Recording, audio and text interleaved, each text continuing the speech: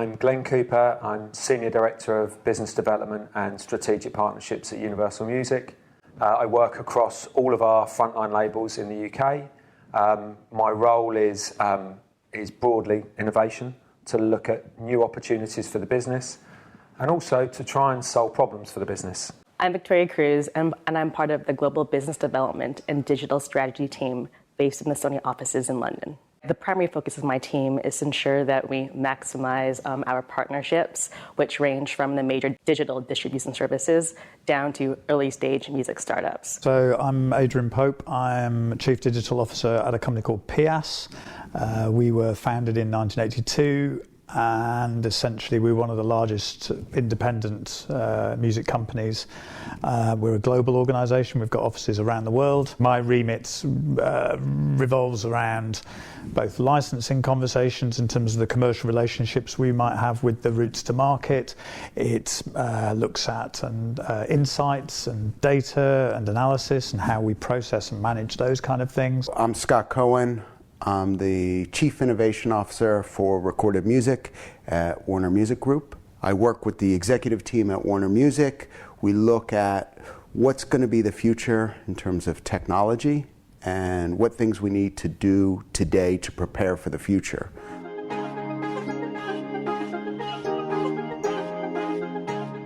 I mean, the areas that I'm looking at and the company's looking at are things around virtual reality, artificial intelligence, machine learning.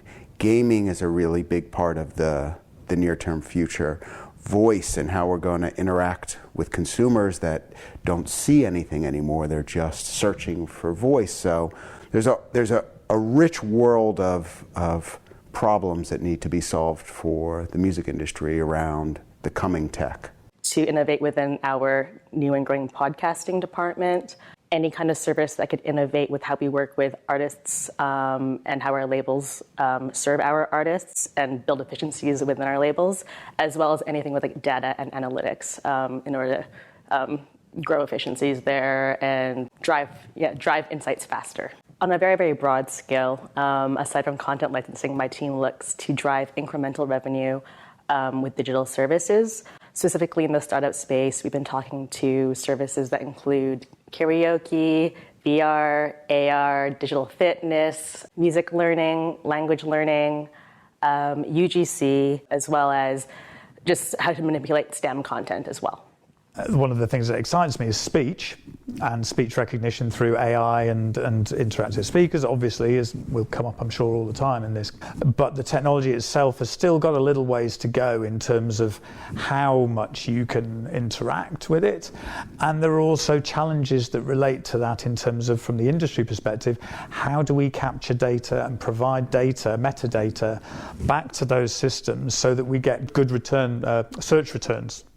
Other things that present opportunities but aren't here yet, things like auto and driverless cars the in-car experience as a whole, for streaming particularly, is still relatively nascent. It's starting to build, but that's interesting. It's keeping an eye on where trends are and early trends and early innovation signals, but if the focus is on those areas too early and bringing them into the business and there's no tangible return, it doesn't benefit either side. So I try and look at where there's a level of maturity in terms of innovation and where I think it can offer benefits to the business. When I look at some of the bigger platforms, not just in music but entertainment more broadly, I think the quality of recommendations still has a way to go. And again, if with more and more songs being uploaded to platforms, more and more, and I always think more broadly than just music, more and more Netflix and Amazon Prime series and films being released. And when I think as you get older, you have limited time. And when you do have that time, it's about making the best use of that time individually or as a family. So you want to make sure when you're investing that time that what you're watching or listening to really, really hits the spot. So I think there's something there. I think there's elements of mixed reality as well that I think is quite interesting. So I think there's a little bit of maturity needed in that space, but I think it's starting to become more interesting. And obviously with AI, you had Google Glass and the early iterations, and again, that's I think an example of when the tech is in its infancy and it's not quite there yet. I think blending the elements together becomes really, really interesting.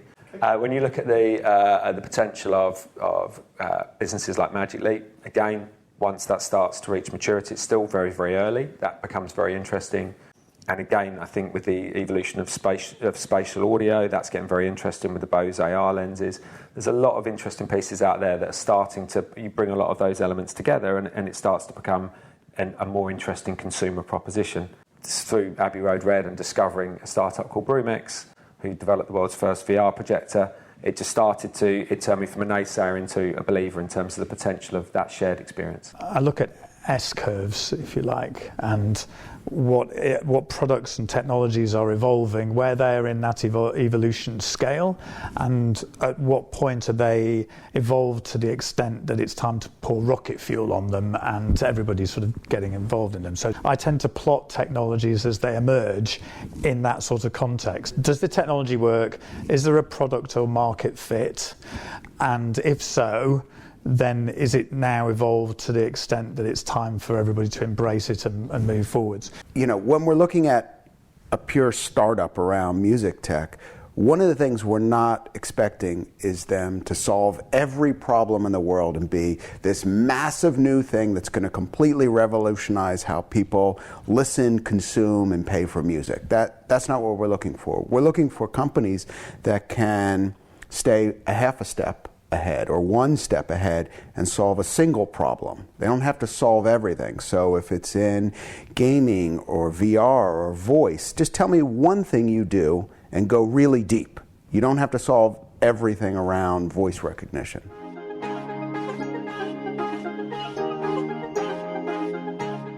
Whatever we mean by IoT, you know, if the Internet of Things is combined with 5G, in the next 2 to 3 to 4 years, if that means that there's a huge amount more of bandwidth, processing capability, points of access, all the rest of it, I think there's a range of technologies and tools and experiences and services that are going to evolve that we haven't even considered yet, that are going to be based on that quantum change of capacity that's going to be out there in the market. People are still coming up with, you know, solving problems that have already been solved, and I think that's really important to steer away from. We already have subscription music services like Apple and Spotify and Amazon and a dozen more. We don't need another one like that. That's done. We don't need a service to help find unsigned artists. We don't need a platform for unsigned bands to get gigs to play in front of 25 people a night in a pub. These aren't problems that we need solving. I don't think consumers need these problems solved, but there's much bigger issues that we can dig into.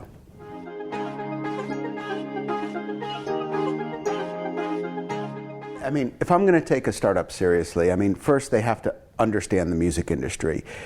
If you don't even have a basic understanding of the rights involved, because dealing with the music industry means dealing with rights, and there's master rights, which are not the same as publisher rights, there's performing rights, you have to understand who has merch rights and what entities deal with live, and they're not one and the same. In all honesty, I look at the tech after I look at the people. It's about whether I'm buying into the people, and the buying into the people bit is how thorough are they, how clear are they, have they genuinely identified a need in the market or that there's demand there. To be honest, we're not an easy to understand industry. We've got lots of stakeholders, lots of different trade organisations, we've got lots of different interested parties in the repertoire. So understanding how the industry works, I think, is really useful. I think the primary thing is whether the startup has a fresh idea that sticks, regardless of what they're trying to serve, whether it's marketing A&R or some new blockchain-based trading service. It's whether it addresses a current need in the business and whether or not it's able to work with Sony at that time that we would like to work with that startup. When working with startups, I always look for people with a real drive and passion and belief in what they're doing. I do like to see people who've been in a startup previously, even if it's failed. I think, again, you learn a lot. I learned a lot from that. And I think people do learn a lot from that space. I mean, people who listen is so important. And again, I'll always come back to people who are focused on understanding the reality, who've done quite a bit of research on the market and have understood what the consumer proposition is. We're super interested in how we can enable two things: one, discovery, and two, audience building. Audience building and maintenance is so important in the way that we continue to have life in repertoire. I'm also looking for a startup that's going to solve a real problem, not a perceived problem that they have, a single problem to solve, like one piece of a problem. It could be around something as simple as metadata, not the sexiest part of the music industry for a startup, but probably the one that could earn them the most amount of money.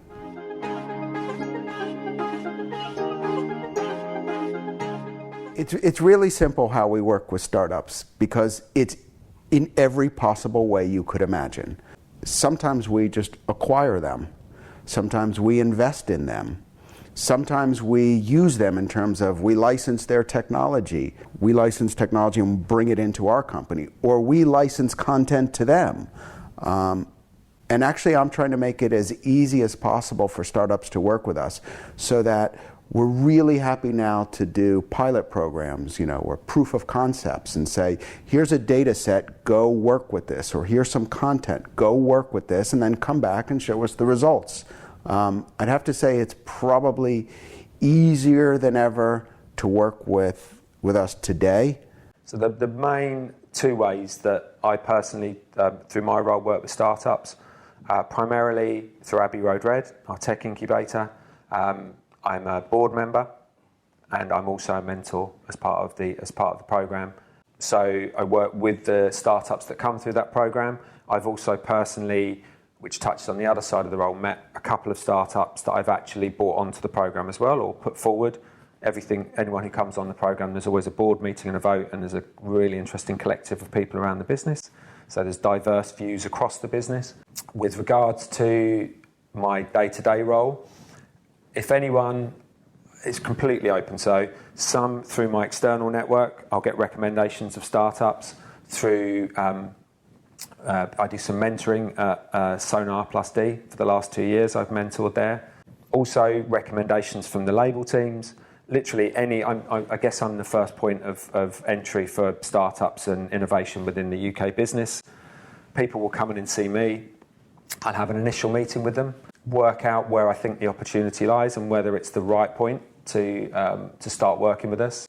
If not, I'll generally give them some recommendations of who they can talk to. I'll always try and deliver a positive message and nurture and support, even if it's too early for us, and always keep that door open to keep the dialogue there. If I feel that they're at the right level and they're someone that can add value to our business and we can add value to their business, at that point I will then start a process of trying to help them navigate their path through the business.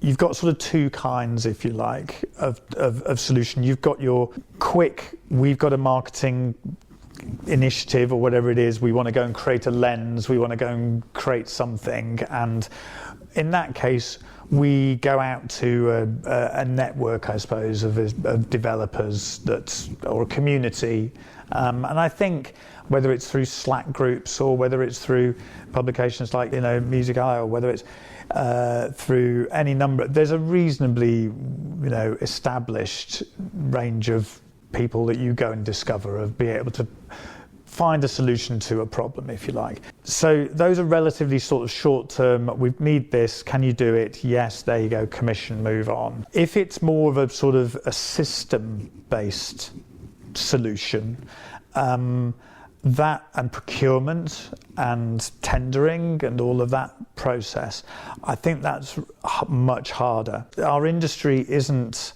a one-size-fits-all business, and I think some of the lessons that we've learned over time is we go and try sometimes and take an off-the-shelf solution that may not be music industry specific, and then we bastardize it.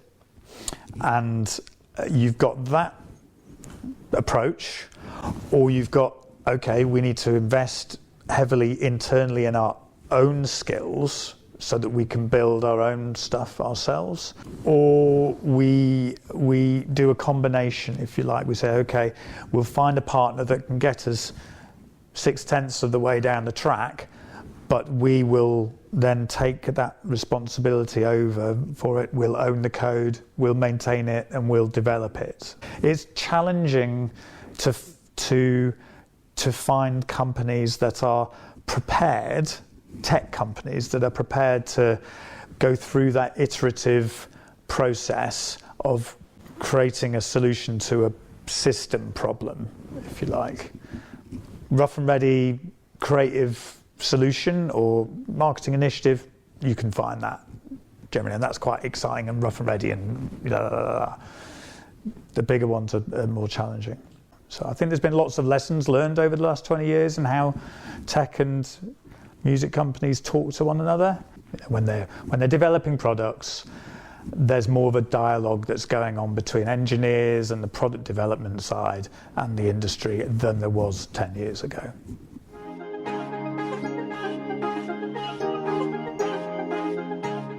So what makes conversations and partnerships with startups positive is if they have a clear idea of what they're trying to achieve and can tell us what they want in order to succeed. It's really simple, fundamental stuff. It's do what you say you're going to do. We're not interested in, big hype of how you're going to change the world. We're saying, can you do something? Because we have lots of little issues that add up. And if you can do exactly what you say, that becomes incredibly valuable to us. And that's the trick. Do something little and do it excellent, and we'll come back to you. As another note, I think the key thing to understand about working with labels is that we're a vast global network of departments, and it takes a high level of coordination to get a new partnership up and running. So from a startup's POV, I think it requires a few things.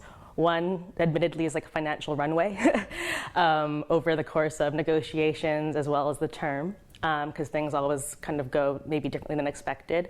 But secondly, I think on the soft skills point of view would be patience.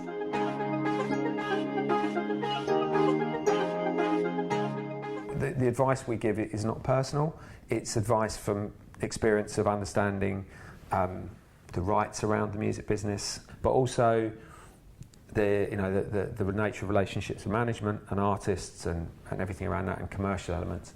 So some startups are not as open to that feedback, and all you can do is meet with them, talk with them, give them feedback on their proposition. Sometimes you find the next time you meet them, they haven't really acted upon that and they're still ploughing down their road.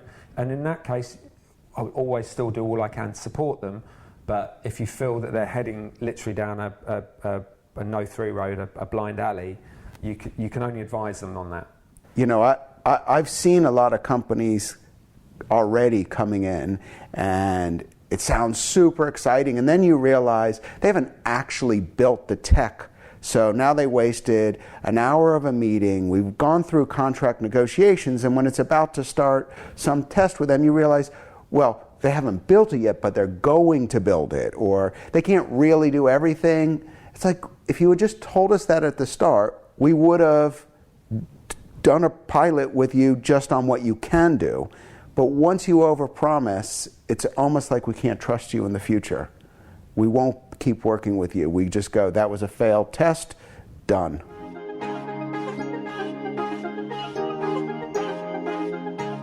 One key thing that makes the startup conversations with a startup successful is that they have a current understanding of how the music industry works, especially within the space they're trying to innovate in or solve. Good understanding of music rights, really strong founding team, hopefully some good strategic advisors, good listeners, and basically a well-researched product. The most important ingredient a startup can have when they're working with the music industry is to understand the music industry. You can't solve problems unless you actually know what the problems are. I often find they're coming with solutions to non-existent problems. What's the phrase? A hammer looking for a nail, and they view everything as a nail because they start with a solution. How about spend some time and try and understand what the issues are that need to be solved, because there's a lot of them.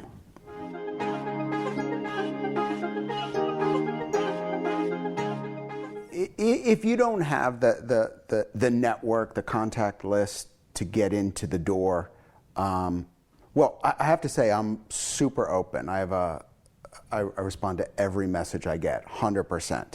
And if I think it's a good idea and I like it, I will literally turn you on to everyone else. I won't keep it a secret. I'm happy to spread the word, because I think what's good for us is good for the industry, which is then back in turn good for us again. But there's also a lot of law firms out there that work very closely with the music industry, and they'll know all the right players. And when you're ready to go pitch, rather than scanning LinkedIn or just trying to figure it out, you can just get a firm that can do introductions. The other is, I can't imagine a week that goes by that there's not a music industry event. So you should be attending all of those anyway. That's how you begin to build a network. And there's managers meetups, there's record company events, there's, you name it, there's an event happening every single week, just about.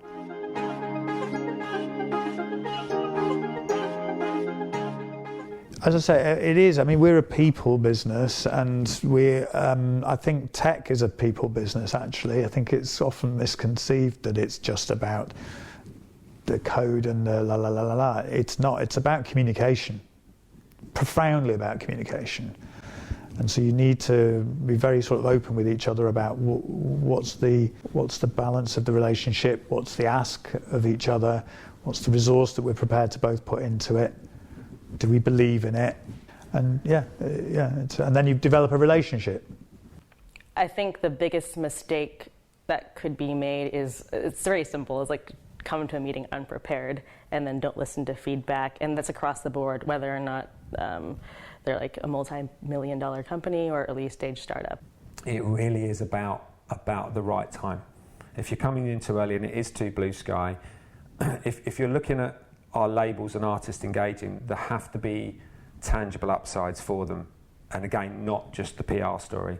Even if it's pre-revenue and commercial is later, there has to be an audience engagement piece. For us, I think there are two things: it's audience and commercial.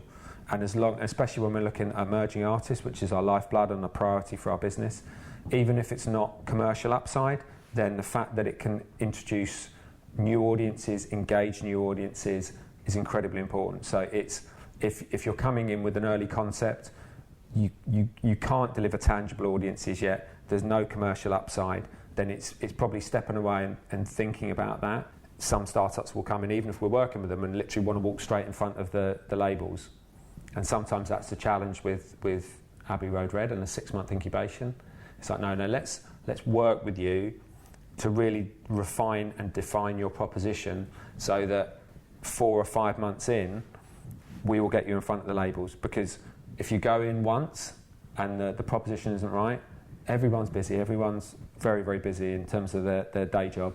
I'd rather go back and forth, take the time, and when it's presented to the labels, they're really excited.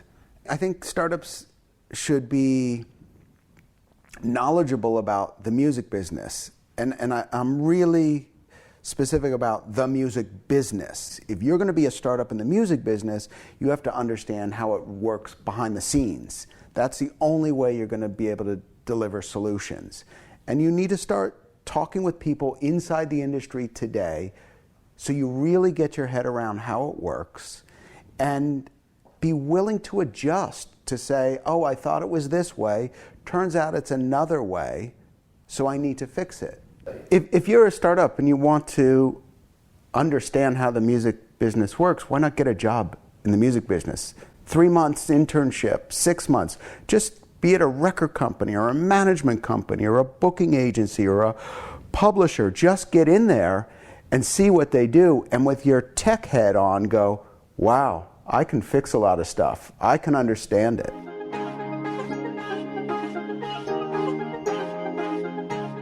I mean, I keep repeating myself, but I think an important thing is for a startup, regardless if you're in music or not, but it's to have a clear vision of what you're offering and know what you need to succeed. Like, the vitals aside, it's understand that if you're a music tech company and you're looking to work with labels, understand that every label is different.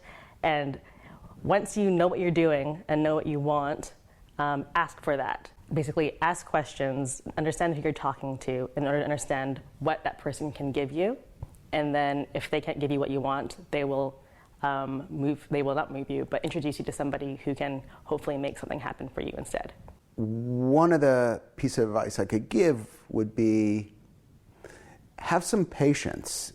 Understand where you are on the pecking order. If somebody doesn't respond to your email right away or jump all over your idea, they might be working on some bigger projects right now. They might have some other things they're doing, and you're not the only person reaching out to them.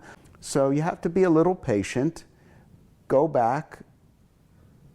Don't pester people too much, but don't be afraid to say, hey, I sent you that message last week.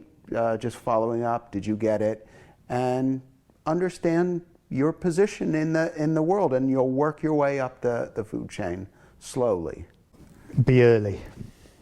Because I think if you've been early and a little and often regular dialogue, and this is where we've gotten to, and we've listened to what the conversation was, and by the way, we've iterated or we've tweaked what we were going to do because we've listened to you, that helps elevate them.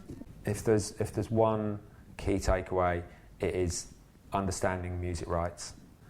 I think it's working with advisors to really, really understand that space, because I think there's a lot of people we've spoken to in the past who haven't fully understood that piece. And I think if you can stress test and your proposition and really, really understand the core complexities of music licensing, it can really speed up that process for you.